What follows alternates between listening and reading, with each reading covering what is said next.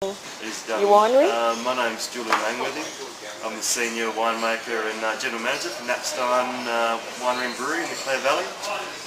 The reds. Any more questions about the whites? They were good with the whites, thank you. No worries. All right. So, Shiraz. The strength of Shiraz in Clare, for me, and you know everyone's in it, it's all very subjective, and plenty of people will tell me I was absolutely full of stuff. But Clare for me is a strong Shiraz region because we get nice ripe fruit. We get a fully ripe flavour spectrum, dark fruits, dark plums, get a bit of chocolate, but with a little bit more elegance. It's a higher altitude area than the Barossa or McLaren Vale. And we are aiming to make medium-bodied Shirazes. We're not trying to make 16% alcohol blockbusters. These are supposed to be wines that, again, go well with food. Again, you can enjoy second glass. It's probably more red fruit in the spectrum, red plums, there's even, a touch of dark cherry in there, but it's not really your really rich, over-the-top, chocolatey, jammy fruit. I think that's one of the strengths. Napstein Reds all rely on French oak. We don't use any American oak at all in the winery. Generally aged between about 18 and 24 months in barrel, depending on the wine. Both the Clare Valley range, the Shiraz and the Cab Merlot, rely on largely older oak. So there'll be 2 and 3 year old oak barrels. There'll be a small percentage of new oak, but not a huge amount. Whereas a wine like the Enterprise might be as high as 80% new French oak in a given year.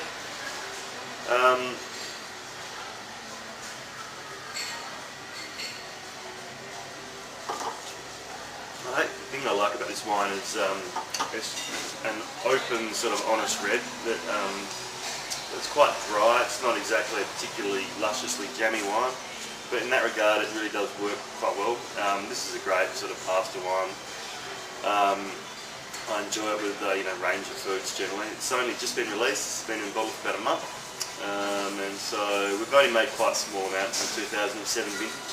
Quite a challenging vintage, but what we've released represents the best of that vintage, which is another nice thing that we're able to do, I guess. Thank you very much. Service around here is impeccable. Fabulous service, yes. Right, next one. Napstein Cab Merlot. We've been doing Cab Merlot blend since the early 80s again. This is another one of your flagship that you're known this is for, probably isn't it, one really? of the other hero wines, along with the hand-picked Riesling. These two wines are definitely the two we make the most of in a given year. And that's also the way our resources in the vineyards lie. We've got a really great Cabernet and Merlot resource in the vineyard, as we've got a really great Riesling resource. And you've got new labelling, have you? We have. So this is everything that's new is old is new again. This is a sort of harking back to the labels that we used from the early 70s onwards. There was always a picture of the Enterprise building, which you can see on the label. Recently we had a K label, and this is the first release with these new labels. Okay. So we're getting some really good feedback about it.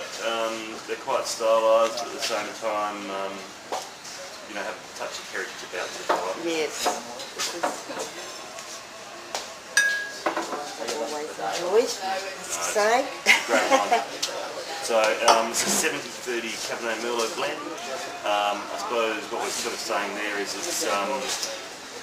the Merlot is an important component. It's not all about having Merlot on the label, but having 90% Cabernet and just a splash of Merlot on the end. It's actually about the holistic sort of wine that you get from that. So the Cabernet gives it this nice drive, it's direction on the palate, juicy cassis fruit, nice sort of astringent tannin structure. The Merlot really does do a padding role. Like, it sounds a little bit cliched because we talk about Merlot being soft and round. In this wine, it adds side palate weight, a bit of suppleness, some a bit of dimension to the to wine, it, and also some high notes on the nose, like some quite nice childhood lift from Merlot. And 06 is an excellent vintage, and this is a very strong wine.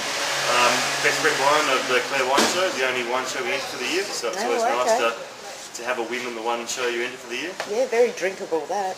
For that, actually, the hand-picked Riesling won a gold medal at the Clare Wine Show this year too, which is always fun. And yeah, so I really enjoy the Cab Merlot. I take it almost everywhere with me. Trust me with this. Yeah, no, that is a good wine.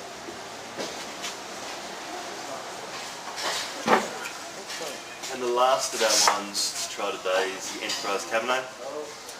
It's the kind of wine you can put in your cellar for 20 years if you want to, and have a great result. People are quite often, in my experience, upset. Disappointed about their experiences of selling wines for too long, and obviously it depends on a large range of factors, one being how good your cellar is and what sort of style of wines you like to drink. Generally I like Cabernets with generally about 5 to 8 years of age on them, but Enterprise Cabernets can live an amazingly long time. For example, I've been tasting in the winery today, showcasing this 2006 Enterprise Cabernet. I'd probably show it alongside the 1996 that's now 13 years old, and it's just it's sort of really a dark, beautiful brooding wine that's probably got another 5 to 10 years life at least. And they're just really wines that open up and mature and just show dimensions and layers. This vineyard is old non-clonal Cabernet material, planted around what's known as Enterprise Hill. It's a dry-grown, hand-picked, hand-pruned vineyard.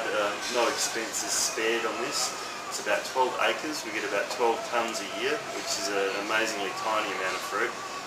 Hence, we only ever make between about 500 and 1,200 cases of Enterprise, depending on the year.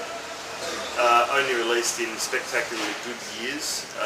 Does rely on quite a large amount, well not rely, it does have generally a reasonably large amount of new oak in it, but it's very dense, well-structured wine, and hence soaks the oak up very well, and just becomes part of the sort of the beautiful structure and finesse of this wine. Yeah, part of the whole. Sometimes Enterprises will have about 5% Malbec in them. That said, 2006 is 100% Cabernet. There's a little bit of Malbec on the Enterprise Hill, which can be very good fruit and very good material. For example, in 2008, when we released the next Enterprise, we don't have a 2007 Enterprise. It didn't quite have the high notes and the breadth of structure that we're looking for.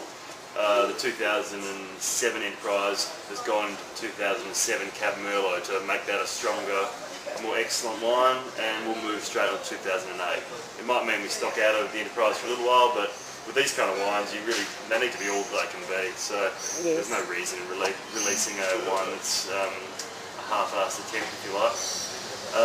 But yeah, and wines like those, the reason you want to work at places like Napstein or in the wine industry, because you really get to do everything you can. You showcase like the great sites and all your sort of skills, and it's great. Excellent wine to make.